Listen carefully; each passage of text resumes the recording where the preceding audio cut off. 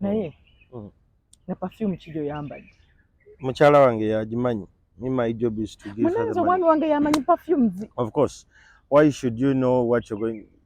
Your best stuff actually ateko kubanga amanyi ebintu bino ebyenjawulo. Ero balagamba bala ero kakyuse mukagate mukano obunye bwoti. It's just okay. Do you use only one perfume? No. You can't. Omuntu amanyi perfumes, you use different sets. Eno waggulu n'otekayo cologne omutuufu, then the clothes naziwe z'enjawulo. Kyamagero n'olugezigezi lungi. Ate lugezigezi ki?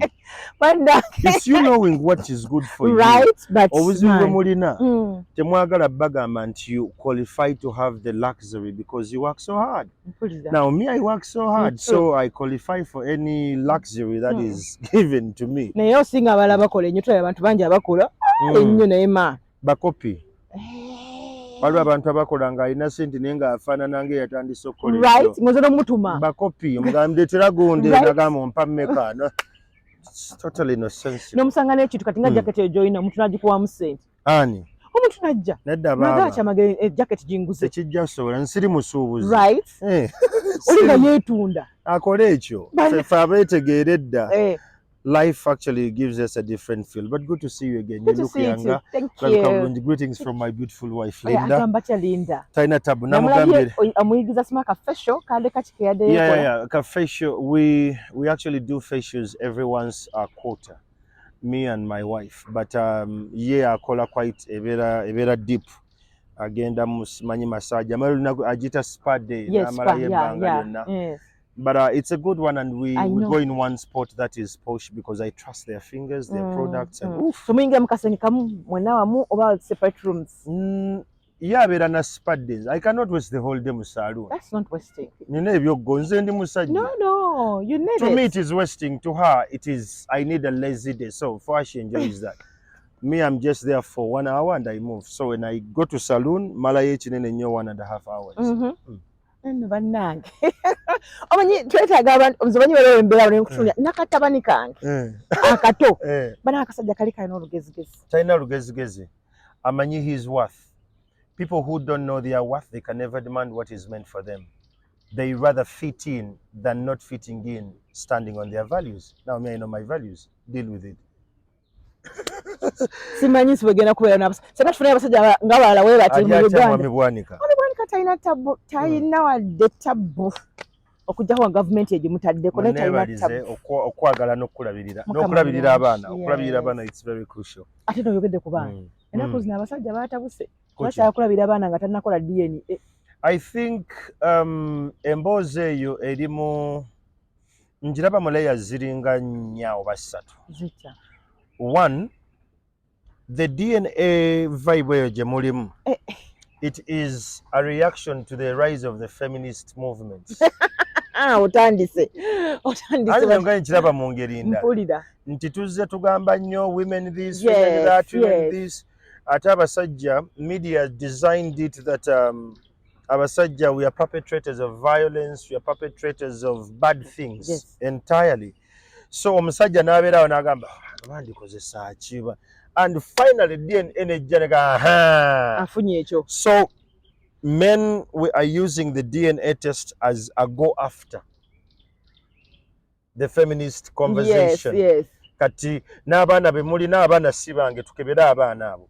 But I think I don't want to underscore that DNA is good to test if you want to test it. But why? But it is an issue that can only come when there is suspicion. Yeah, exactly. Now, suspicion kunze ng'omuntu omuyivu ajja n'ebintu bibiri ng'olina obujulizi obw'enkalira nti Luusi mwami Bwanika alina akatanda alina ebifaananyi alina chats eziraga nti wasisinkana Tom. Kati nga bw'olaba nti waliwo yakasumaali. Omwana eyazaalibwa after that sequence bwe tumutunuuliramu obeera ne suspicion. Of course.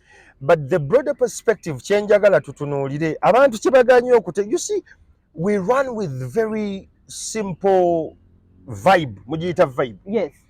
The war against DNA is not about the woman. The war is against the family unit. Nakugamba abantu bano balina omuze balina agenda nnene nnyo okumenya kye bayita family unit. Baani olwo? Abangereza abazungu. Mwe batasoma temuyinza tegeera imperialist models ezizze n'engeri gye batandise otuyingiramu. You don't pay attention to the changing trends. Tulina gye bayita FP 2030 where abantu babagambye nti muzaale abaana be musobola okubeera nabo, family planning champion. Naye kino ekintu njagala okitunuulire beyond just okutestinga okumanya nti abaana abataano bennina si baani. Gwe wakulira mu maka gamu? That is my point. Gye wakulira tewali mwana? Nali mwana. Webale nnyo. Ate nayagalwa. Kati bwe tubeera nga ekisinza okufuelinga kantandike ku kisinza okufuelinga the DNA test eyazze. One, obutali bwesigwa bungi. Ki ekibuleese? We are having a lot of casual sex. Buli kye tunuulira ekyo nkirya mwana nga asibye ebintu. Our mentality is sexual. And they have done this so well that moral degeneration has actually been sexualized. Every advert is sexualized. Buli kyolaba oyagala kirya, buli kyolaba osobola okiyitamu, buli kyo. Now, when the mind goes to that and our behaviors are saying that we are sexual beings as men, and every female we look at tukirabanga a sex object. Yes, then kitegeeza nti ogenda kutandika okwekengera abaana bo. Buli muntu yenna eyakola DNA test oba agenda okukola DNA test ye yennyini yali akutukidde mu mukazi atali wuwe. Kyotegeeza nti ali just guilty. Agamba kyenkola abanna. Teri muntu asinga kunoonyereza ku muntu mwenzi nga ayenda. Omubbi akwata mubbi. Webale nnyo. Wazanga and they are overthinkers. Oli atandika okulowooza n'agamba nti nze kati engeri gye ndaba gyakulamu bw'ati, engeri gy'anukula amasimu, engeri gy'aje n'atandika obbiga. But this comes from a very one, an esteem issue. Secondly, wealth. Tulowooza tukoze nnyo ebyobugagga bingi tetwagala bantu bitwala. But because of casual sex, abaana ab'obuwala bali mukola kye bayita covert prostitution. Yeriweeyo. Covert prostitution. Kankulageko wano. N'essimu ng'ogiteeka wabiye. Yange. Nanti w'ogitereka si watuufu. Anti yange. Ebyo w'ogiteeka mu mabeere nkugamba ki? Gange. Yiyo. Nago gago. Kati nze obuya nkyogerako. Kankuwa ekyokulabirako wano. This is online. Bano abaana bannayuganda. Oh dear. Oh God. This is on Twitter. It's accessible. No. Nekiddayo kyenkulaga nti abaana abawala ennaku zino beetunda in covert. Nti omuntu akola mu banka, omuntu akola mu organization ez'amaanyi, nenga bw'omuweereza abiri agamba nkujjamu. Kituufu. Kati bw'aba nzijjamu, nze omusajja amusasudde n'anzijjamu. Bw'ajja n'aŋŋamba ali lubuto. Nze kola olunaku yaddamu bameka. Nze si kwolwo olunaku. Omwezi gwonna ogwo oguyise nze nzeka gwe wajjamu. Because I paid. Right? For that service. Yes. Nenjifuna. How sure am I that you didn't sleep with another person? So, sex itumufudde nnyo sacred, and they have achieved this, the West. But achieving nti sex is no longer a sacred thing. Nti omuntu akeera kumakya n'agamba, kalibala ntuusireeta anti nkeddaawo omwana naawe. You know? We speak about it so easily, which is okay. I love sexuality conversations okubeera nga zivayo nga tuzoogerako. Naye ozoogerera wa? Era ozoogera naani? And what is the way of talking about those conversations? Kati sex bw'afuuse nti kya bulijjo, nti ali casual. Omuntu abeera naawo n'agamba, wabula leero ndowooza kankubire ku kitoomo kino mpulira omubiri neetaaga gute. Oli agamba wiiki yonna ensaze siina. You understand? Yes. Kati eyo neeyisa gye tufunye nti omusajja yakitegedde amaanyi g'ekisajja gali mu kukola ssente. Noono ne mutandika okuteekawo eŋŋombe ezimugamba nti gwe wooma osirike. Then people are not working. Right? The man is going to look for the money. And ono agenda kweyongera simanya afune sweet n'akola byonna ebisoboka. Wakati awo we are very selfish nti omwana agenda kujja nga teyayagala na kujja, but because you people are having a moment and boom. Now because you are panicking ogenda muwa Kyamagero. Kati Kyamagero atukagambe naye omwana ono namuwanga ssente n'anzijjamu. N'omwana ogenda mutunulira nga talina kyafaanako addabe wamu. Awo wonna suspicion ezze. Gwe bagambye baakuzaala ali ofaanana ne bo bakadde bo. Munagezi navayo zonna nga ondabira ddala nti nnyabo yennyini. Bwe nali amaaso makyayina. Wali weeraba. bwangamba webale nnyo taata w'omwana ye bagamba mbu oh the baby is so cute. All kids are ugly until they make 1.5 wabula baba n'endali omwana beyo tategereka omutwe gutaguzzeemu waliwo nawe yagamba mbu omwana afaanana kitaawe ye bw'atula ku koti amumalayo ati kitaawe wali omulabyeko ng'ali mu kayu ebyo byonna bintu bya kipumbaavu bya kyewussa bintu the shallow conversation right the agenda of the DNA testing njagala mutuwulirize bulungi this attack is on a family unit. It is on a family unit. Nakusigira ekifaananyi emabegako wali ne nkugamba abantu ba designinga kye bayita 2030 strategy of how to dismantle the family unit in Africa and Asia because we tusinga okubeera ne family units ezeekutte maama bagenda mu empoweringa anoonye emirimu asoma akole kino na kino taata bagenda muwa pornography ali very affordable nga wolabye nti waali bamuwe emyenge nga giri very affordable bamuwe betting abeere nga ye kugamba taliiko. Now the mother is running after her dreams and her career, the father is chasing money and he is an addict to pornography, he's an addict to alcohol. He's an addict to drugs and to betting, meaning he's not paying attention to the child. Kati mwabali wanabagamba mbusimanyi DNA, the conversation is bigger than that. Baba lumbye ne bategeera nti banaleeta ekya DNA buli musajja waali agenda gabane tugende testinga abaana. Naye nedda abazadde baffe bakwama bakulanga mu families ezimu nga n'abantu abali bamanyi nti omwana si waawano. Kati nze kankubuulireko mu Buganda we twakikolanga ndi musajja Muganda. I'm a proud Pan-African and Afrocentric. Nsoma nnyo research z'aba Afrocentric people. Bwe nazaalanga omwana ne mmanya nti nazadde mu magi nga ngamba musisi kimagi kyafunye olubuto. Kimagi kya bweru kya munda mpulira nga musisa ngamba nti ye era magi okunsanga mu kinywero gye yansanga ne musisi era magi nga bamugamba olubuto luno lwange ndukkiriza. Musisi ye mujulizi naye musisi yagenda okuba mu kifaananyi ye taata era nga nze nzire ewaka ne ngamba mukyala wange anaye musisi yafunyeyo n'omukyalo owokubiri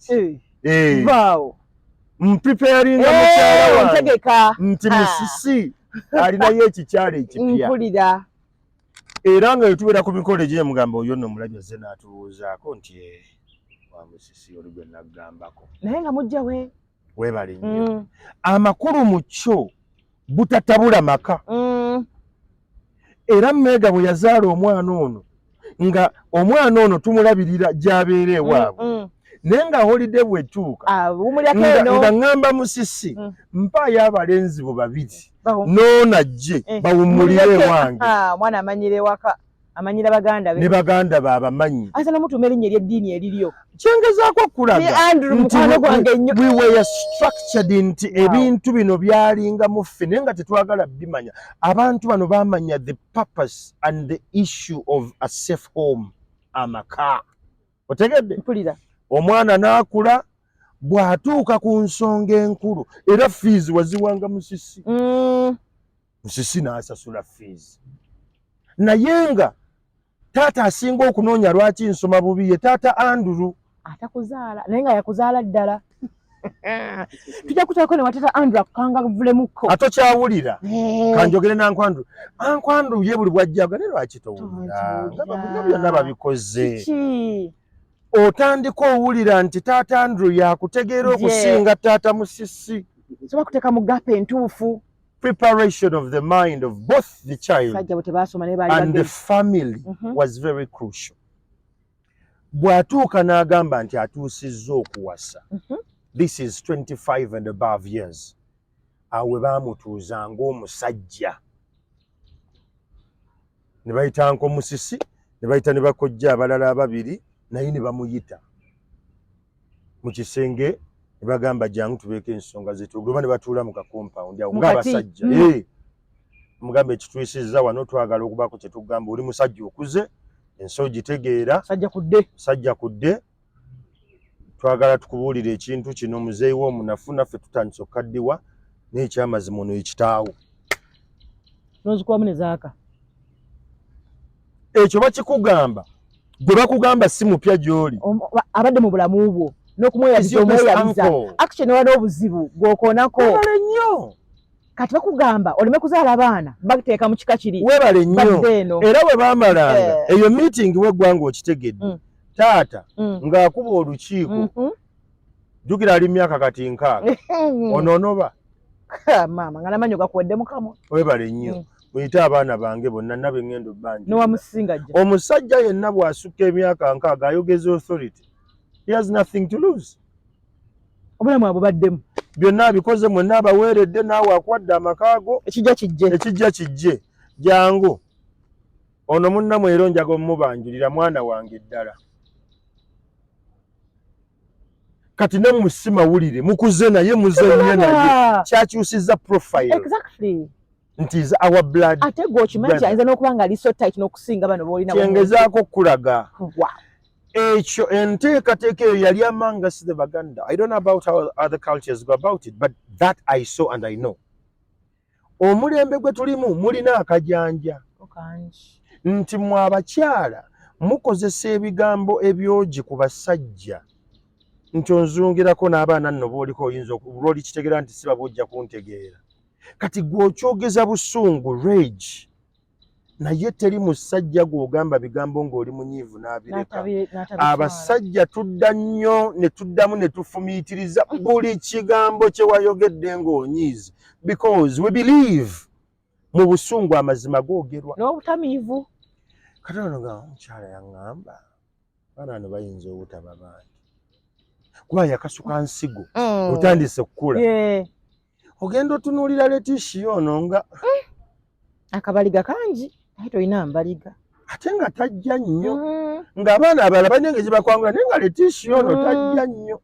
Now the suspicion comes from the anger conversation you had with the wife.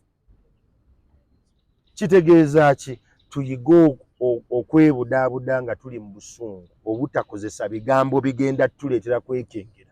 Omwami ajja kukwata omwana oyo amutwala alina mukwano gwange yabikoze ebyo bi-DNA 2 weeks ago naye bwe yakikoze omanyi obwana babubuuza mwagenzewa neddadde kati kyakoze yabukutte ku makya n'abugamba we are going for ice cream ne bubanguka bwonna ne buyingira emmotoka n'abutwala ne babuggyako amalusu ne babuggyako n'akasaayi n'abutwala mu ice cream ne cake ne bulya now when you eat sugars obwana bubeera sugar high bubuukabuuka buddeeno bwagenza okudda waka nga bukooyi bwebase bujjukira gye bwatandikidde I know. Okitegeera naye nga kyava wali nti mukyala we lumu yamugamba ebyo byonzungirako ebyo lumu ojja kitegeera nti nakulyamu dda amagoba ate oli mukwano gwaffe eyafa bantu anti kati bw'otunuulira ebintu ebyo and the society where we are today ng'omuntu tannatandika kukomentinga kuyomba nnyo era kugamba nti abakazi benda nnyo buli muntu ayogera nti abakazi benda nnyo njagala ye atunuulire body count ye bukyanga atandika kwegatta yakegatta na mukazi omu oba because bwe tukola mirroring naye nange sinza atudde nnyo otandika okuzuula nti ffenna tetuli bamalayika naye omwana ono obuzibu obuliwo era abasinga bwe batannalaba Ruth, this agenda is meant to break the next generation of our children. Nti abaana bagenda kula nga beekyawa, abaana bagenda kula nga balina obusungu, abaana bagenda kula nga they have shame. True. Because bw'omala okukebera omwana endaga butonde nti si y'amaka gano oba si y'akika kino atandika okwebuuza why me? Tolako omwana wa myaka wa 9 bamaze okuteekako olubugo bamaze musumikira namulaba ne bamukwata ka video ne musakata ka video kaali kaaki n'ekyera Kyamagero singa abana badda nga biza tuzikomye nga ziri positive gwe taata kindeka wanze nga maama mu bulamu bwo kati ng'ovudde ku ekyo mu Kampala ne result za DNA tuzigula abantu baavu ekyo badde okimanyi kidde mumpulire result za DNA tuzigula nti nze nsobola okwagala okwejjako nengenda n'ogamba weba DNA kijje nze omusawo ne munyigayo obulungi muganya bazikomeo ng'obaana si bange mukazi ono ampisa bubi njagala mmwejjako ekkubo lyokka lye nnina bannanga tuwa abasajja mwandifunye miti si n'omunyigayo n'omunyigo obwo kati obonereza nze bonereza baana njagala kwejjako naye ati abaana bano batadde mu ntata kyengezaako kulaga nti omulembe gwe tulimu as parents obusungu bwe tulina nti nze obusungu bwenna ne mukyala wange neerabira nti bugenda ku affectinga abaana bange nti ye ne bwangamba mbu tojja kulaba baana olw'okubanga twanyiize the effect is not to me the effect is to the children bo nga bo bakula tebalina taata omwana yenna bw'akula nga alina maama yekka alina ekirungo kya bulamu omwana bw'akula nga taata yekka alina ekirungo kya bulamu nina endowooza nze gye nnina Ruth nti abawala be tulaba abeebaka ennyo n'abasajja abangi tebeebaka because they actually love it ekibakoze ekyo nti anoonya ekitonde kyonna ekiwunyanga ekifaanananga ekyogeranga taata akibonereze akisemberere anoonya validation eyo nti do you like me yes validation because yakula talina kitonde kisajja kimugamba nti nkwagala and it's not shocking nti wabeera mu relationships ezimu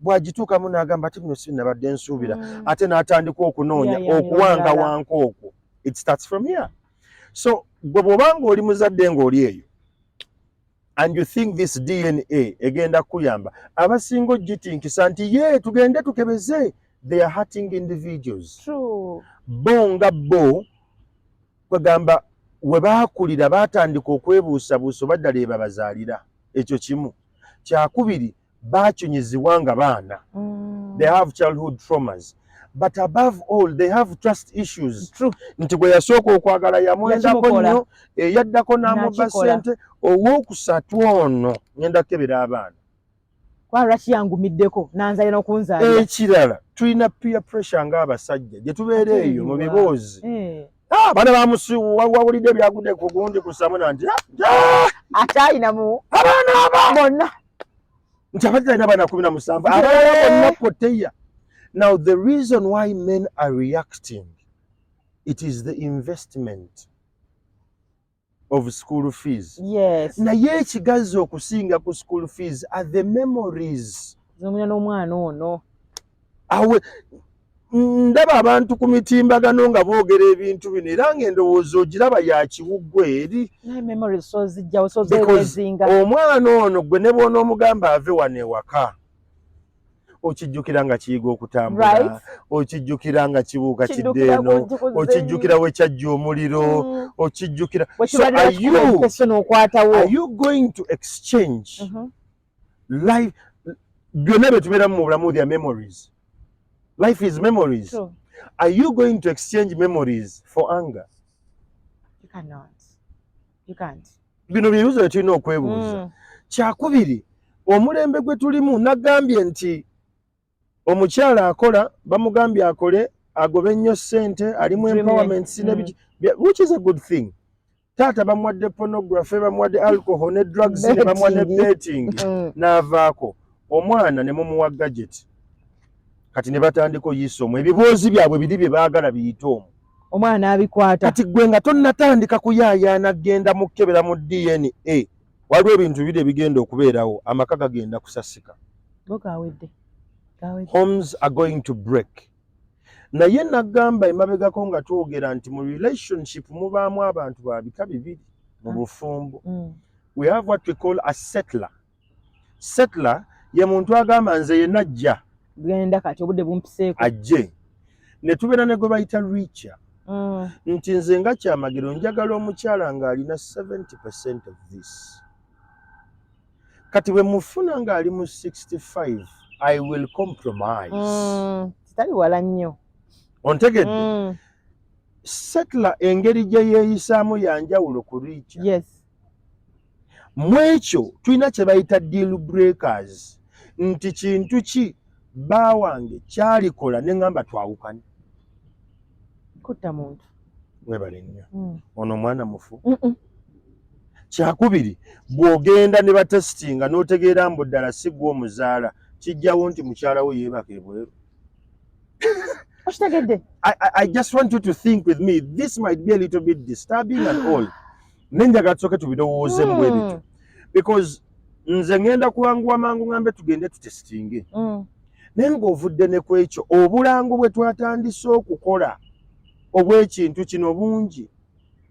And this conversation started with it's an enterprise of business ebadde teri nnyo mu Uganda wano, nti bali baakola ekintu kyabwe baga tukitandise tutya, obulango obusanga ku taxi nga kaliko kagamba, are you sure those children are yours?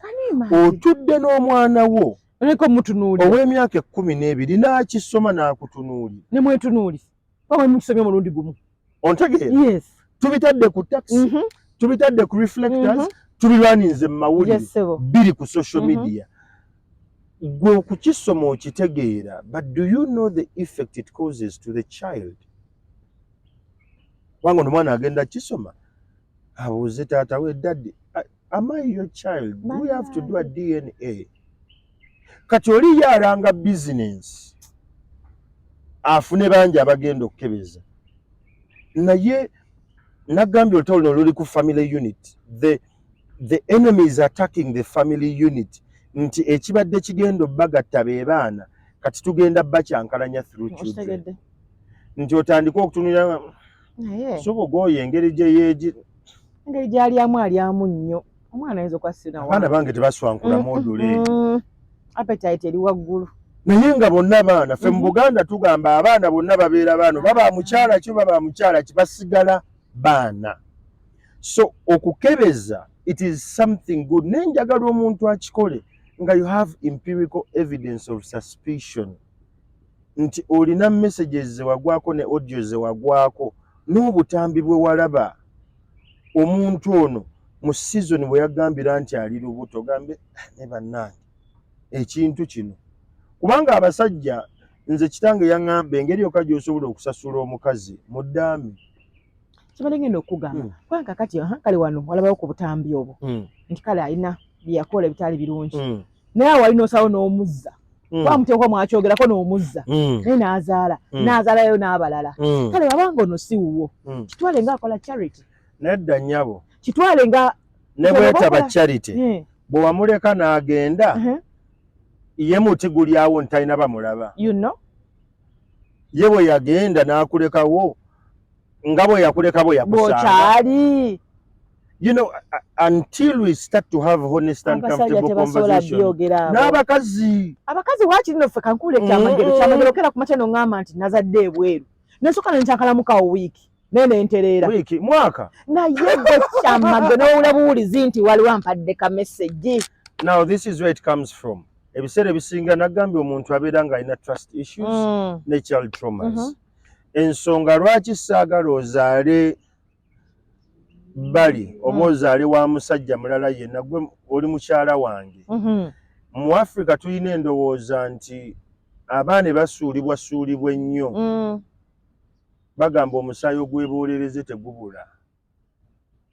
Omwana w'ekibi gwe bayita omwana w'ekibi akola ebintu mu maka mwenna ne mugane mbabuulire mubisaagira namwe ewaka nti bali kuno si kusaaga. Naye simanyi oba Simon muganda waffe tagwa mu makomera mufere nga byonna byakola somehow tebikwatagana na Simon gwe bayita omwana omwebuulirizi omulaba nga bamukujinjika bugira mu makkati awo.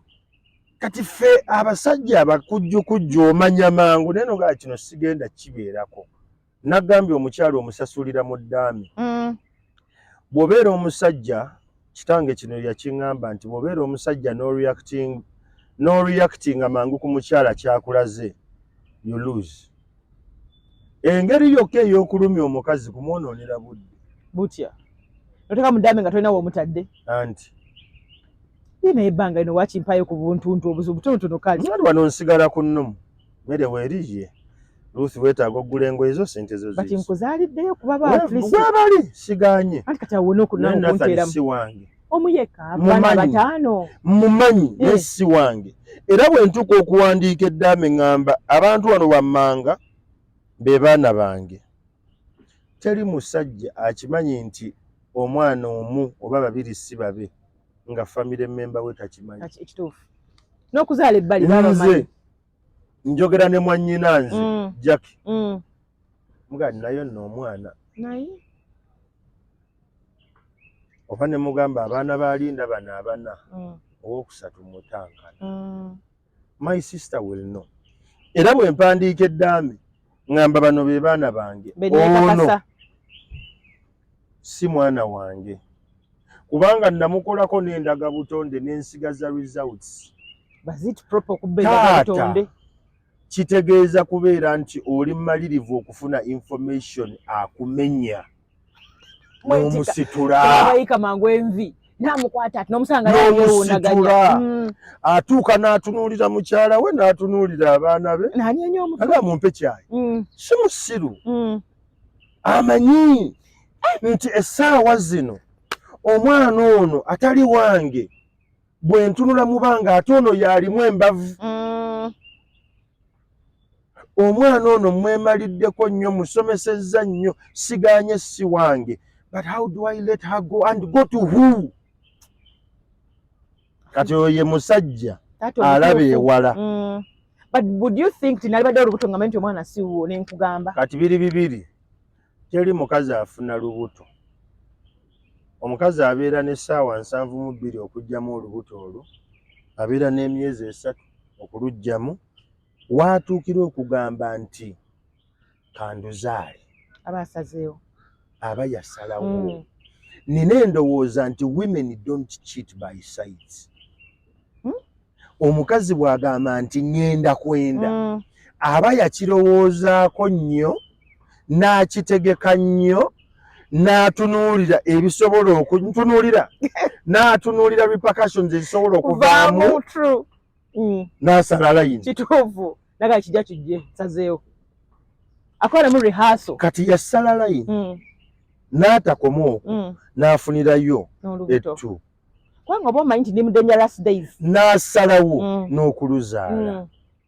Kati gwe Ssebajja n'ogamba ogenda kwekalakasa, what are you going to change? Kitegeeze no decision yagikola mu malirivu ye n'omutima gwe. Kati okitegedde omwana alina emyaka 5 oli mu kubumbujja oba ogenda genda, this is outrageous. Mukulu share and change your mind. Nkugambye abasajja wokka we tulina amaanyi Katonda we yatuwa mu ddaame nti bano abaana si bange, maama waabwe mulekedde maka gano, ebyobugaga byange bya bigenda mbana naye n'omwana ono namuwa ebibye bino aleme kuwanjagana kaayana na banne. Ekikufuula taata is to bring together the family.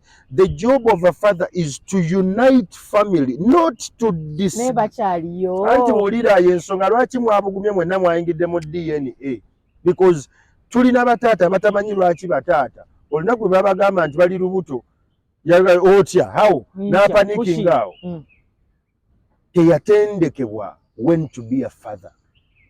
Taata agatta. It is not shocking Lucy nti taata wo bwaweza emyaka 6 oba 5 atandika obbabuuza ebibuuzo naye lwaki temukwatagana, because that's the calling of a father. Kugatta baana amaka gano tegalina kusasika.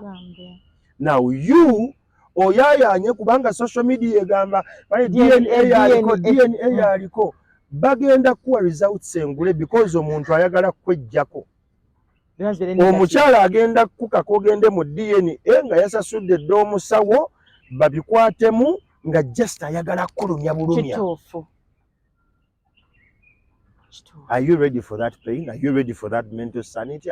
Are you ready to go that extra? Nze njagala tukitunuulire nti yes ebintu bino weebiri abantu benda naye nga tonnakiyingira njagala weebuuze readiness yo mentally ready. Nkugambye musisi yakuzanga omwana era ne bagamba nti bw'obanga ozannya n'omwana oyo nankinga tobeeranga naye mu mbeera ekwinoga nankinga lwaki bamuŋŋaana muli baaluganda kubanga wa anko lwaki bamuŋŋaana nawuleko ne Ssaabasajja nti bamukulizanga bbali. Takulira wana nti era bamukuliza bbali kubanga omanyi tulina ebika ebibeera bikompiitinga. Kyekitegeeza nti obwenzi buno bwava dda naye nga bo abajjajja obwenzi kyeki baabuzannyanga okuzaala ebbali kati nga bw'oli mwami wa Linda netutta ekyamanange nze mba mu bwenzi naawe. Kituufu naye ebintu bino byava ku ki? obwenzi bwatandika emmanya sitaani mu bazungu. Omuzungu yajja n'akugamba nti Kyamagero nakubeera na mukyalo omu noga nti kale n'akuwa ensonga endwadde nnyingi na bino noga kale ngenda kubeera n'omukyalo omu. But men are sexual beings. Research alaga nti omukazi yenna everyday yegatta n'abasajja bana mentally. Nkyatanga Mukama Katonda wanaafu. Ezo ne zigenda mu subconscious mind ye. Era olumufa abaami otuba nga tetutuukiridde. Omukyala anoonya akabox kali aka subconscious mind n'ajjayo ekifaananyi kye yalaba luli. Kubanga ye ateekwa okugguka. Tuli ffenna kati bw'otuuka n'oŋŋamba nti obwenzi. Me the issue is we have casualized sex. It is no longer sacred. Secondly, tuli mu mulembe ogw'abantu abagamba nti bazaala lwandabika. Kyamagero kyo neetaaga n'enkijjamu amaaso ago. Sajja alina amaaso buli lwengalaba bwe nti nze n'emmere olutika oli mulalu. Ekirinze kinyaga kiziramu kubanga kirina height ekyo. Kati gw'ogoba height ogoba kakkala simanye wamwe oyagala okubanga gw'olina omukyotala wekka. Ebintu byetuza, the reasons that's why we are having children are totally nonsensical. Bya kipumbavu. I agree. Naye nga tetulina obusobozi okubyewala obupiira weebuli. Empeke weeziri. Oyogera musajja. Empeke weeziri. Ebyo byonna tusobola obikozesa. Kati nga tonnayingira genda mu DNA. The question is, my friend, are you ready mentally? Socially, olina support structure egenda okuwanirira. Kubanga olina abaana 5. Katugeze ogenze ne mukebera nga tulinaako ata. Oli mu myaka 45. Right. Oli pre-diabetic. Pressure watandise ozifuna. Ku mulimu gy'okolera babagambye nti mu kkooti eneddako bayinza okukyusa ku bakozi. Ebintu by'oyingiramu, what is your readiness strategy? So you mean abantu basirikire dda babeera abantu batazaala? Si kye ngambye. Nkugambye bw'oba ogenda okukebeza ndaga butonde ey'omwana. Sooka weetegeke ggwe ng'omuntu. Singa mba ne negative. Bwe nkisanga nga kiri negative ng'abaana bano si bange nzizaako ki? Ngenda kukyogera ntya? Ngenda kukyogera. Kuba kati ffe tulowooza tugenda kuswaza abantu. Nti nze ngenda kera ngambe olindamu naye ggwe munda. Nze aswala. Exactly. Ne munda omuntu omutta munda. Nze aswala. Kyakubiri bano abaana bagenda kufuuka damaged products ezigenda okubeera mu baana b'abalala. Kubanga omwana tanganaga nze banneegaana ndi wa myaka 3. Rejection eyo. Kati omwana akula ye amanyi yagaanibwa. Alwana okukkirizibwa. Kati alwana okukkirizibwa kitegeeza agenda beera mu survival mode. Estimu yogenda kugitta. Essaawa zino ebintu bye tukola biri selfish, biri egocentric and driven by vibe. Secondly, UCC nze ndowooza yagayaddemu because ye regulating information from Uganda. Obulanga obutambula ye bulinako obuyinza. Why do we have, are those your children ku taxi, ku reflectors aba border? Why do you allow such adverts run on TV? That's violence, actually. Because we are instigating domestic violence. Yes. Unknowing. Yes, I agree. Nti enamba y'amaka gagenda okukyankala n'olwabino. Tukigeze tutudde ewaka. Tuli mu kulaba TV akalango ne kajja. NTV tonight egenda maaso tugendako mu Bulaaya. Asa okuba intro ye yagonda at 9. Okuba intro ye mwana gwe. Sisobola gikuba wano. Wano temuyina vibe ejinku. Kyamagero kasuka intro. Teri. Noga ma. Wano teri. Nozibira botozo ga mwana mzungu yazza kikyekyo. Tukomewo. Okay. Akalango kavuze. In the era and age of a lot of sexuality going on, men cheat, women cheat, sex network is normal now. Are those your children? N'okatunuulira wekali awansi n'otunuulira maama we. Akalanga ako ne mukavaako. Media is designed kukasuka nsigo. Yo nevaawo. Nekikulekera n'obonaabona nakyo. Gwe n'ogenda ne baka naye nze nsigadde eno. Noka ne buno buviiri omwana bw'alina bwani. Ffe waffe tulina mu nnyiriri naye. Kati olwo otandise, UCC should reign on that. Yes. Because this is a commercialized entity gye tulimu. gye tuli mu kutunuulira nti twatandise tuli mu business. Mikwano bano abakola DNA test n'ebiringa ebyo tolowooza nti baagala nnyo amaka go nti era baagala nnyo ozuule b'oyagala okuzaala oba be wazaala. No, it's money for them. They are in this for money, nothing more, nothing less. Kati bw'otatandika kwetegeka ggwe nga ggwe n'ogamba ekintu kino ngenda kikola ntya. And the most painful thing, Lucy, abatulyowo emyoyo basirise. Sinnalabayo father, sinalabayo reverend, sinalabayo imaamu, sinalabayo kadi, sinalabayo pastor kadiisi oba akulira ekisinde ky'abakyala mu nzikiriza ez'enjawulo.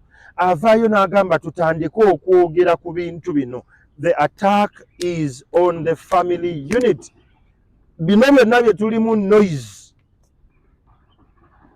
Ekintu kino kiri designed mu ababuufu mujja kitegeera nti kino kiri entirely against the family unit. Kati gwe bw'obanga oli muntu mugezi ng'otegeera mu maaso ekigenda mu maaso, tandika weebuulirire. Nekyamagero akyogerako si yakireeta nekikera ku makya nga kikonkonyeewe. How would you react? Ewange, there are two things Ruth nagamba nti I reposition people. I am not going personally to sell memories of my children because my wife messed up. Si ye mukazi kagwe neebase naye mu bulamu bwange bwonna.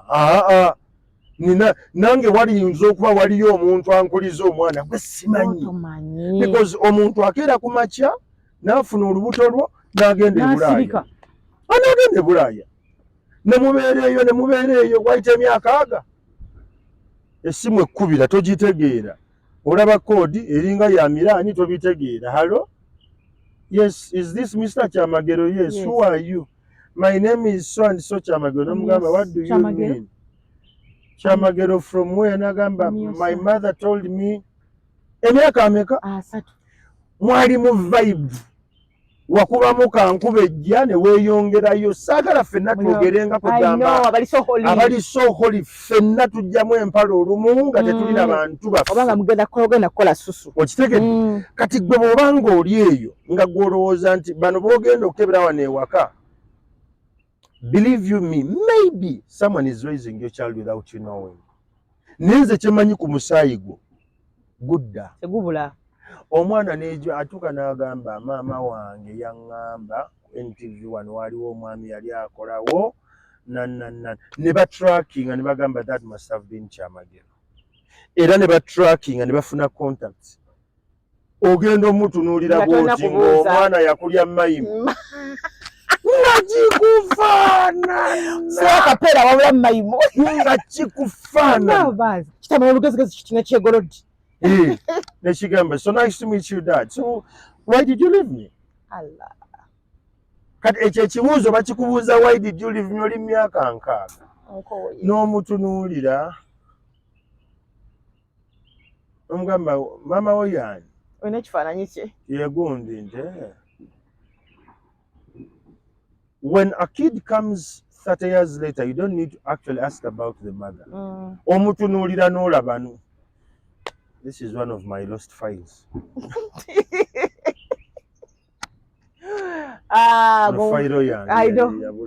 No, jizabuza. Now you have to restructure your will. Kande kirungi omuntu okukola eddaame. Kikulu nnyo. Nze kankubire lwaki Ruth. Trust. Nsigala ngamba abantu. Bino bye tuli mu katemba. Teri muntu akwesiga. Okimanyi ekyo Ankimanyi. No one trusts you. Nti ne mukyala wange njagala nnyo. Naye bw'aba neesiga alinako waakoma. Agamba Kyamagero ono bye mulaba azunga bwadde nga mu nsi eno bwadde eno. Eyo gy'azungira eyo waliyo embwa ezannyira ku bintu bya. Naye n'asirika because ali mapping pattern engeri gye baazikola. Abakola information freno. Nti omukazi ateeka okuzimba a wall.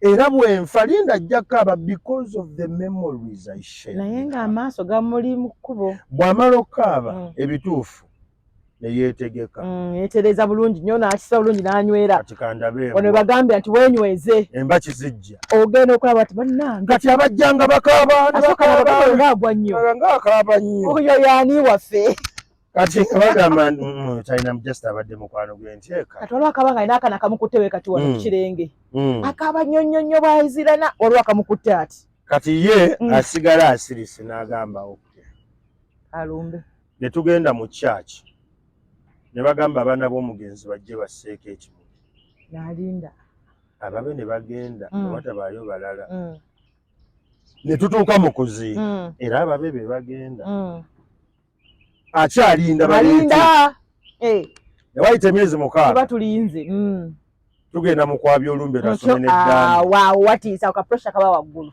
omukyala n'alinda awulire eddaame bwe lisoma eddaame nga liraga n'ebyobugagga byabadde tamanyi nga bibye n'abaana be bokka watandikira okwesiga bbaawe nafadde emyezi emeka olwakwesize nafadda n'okuvunda ovunze so when you're going on the margin of trust njagala olowooze nnyo Mungu byakuyambye n'akuwa n'obitegeera on how to manage it appropriately. Abakyala si bamalayika ate naffe tuli bamalayika. Naye ate siwagira nnyo kya bwenzi nti it is only fair bw'omukyala omwana omuwe taata we omutuufu. The torture omwana gy'ayitamu eba nnene nnyo.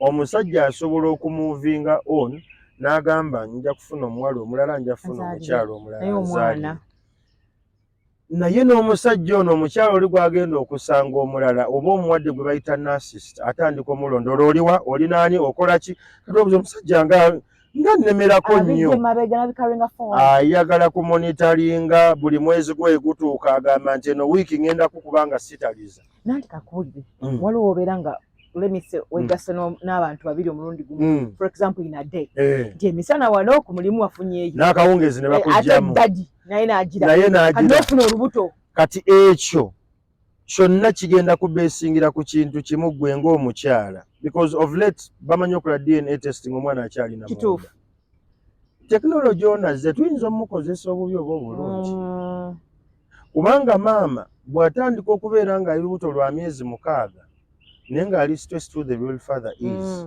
wagenda bawa obuzibu abakyala basajja kibe bawa abaana omusajja alina gwe balaba nti alina ekiddako gwe bawa omwana kituufu of course nti ono alina obusobozi akikuba nnyo ono je just wa vibe ngabugambye by the way nze ebyange naye ng'akimanyi taata w'omwana omutuufu ayinza okuba just rasta ku kyalo ayinza okuba ali awo gayi fala nga temuyinza nakikkiriza nga bigguka now nga tonnatandika kugaba mwana eri muntu mutuufu gwe maama njagala olowooze nnyo impact egendo omanyi teyi kintu kyasinze kuba kizibu nga kunnyonnyola mwana wo taata we yaani omutuufu wano mugenda bikozesa vibe emibiri gikyabalimba osagalodde enodde eri the older you grow the weaker your eyes become. True. But the ability to see through people becomes stronger. Wow, that's a nice one. Nti bwenkaddiwa amaaso gano gaba mannafu naye bwentunula bwenti ndaba pisisi ya muzaala omuleka asome talina buzibu byebyo beera bulungi naye nnyo Linda yeebale alabiridde Linda tagambwako oyo management number so byebyo munenze bwento bwe mbirowooza abatuli owa myoyo ate nga nabeera nawe kusibateredde nnyo anti tezigaana okubuuka fayiro zaakyuka mwe temuli ku ground nenze abeera ku ground ayogera n'abakyala abatuli owa emyoyo balina nabo abaana bangi eyo emboozi yalulala nkutadde yoge kati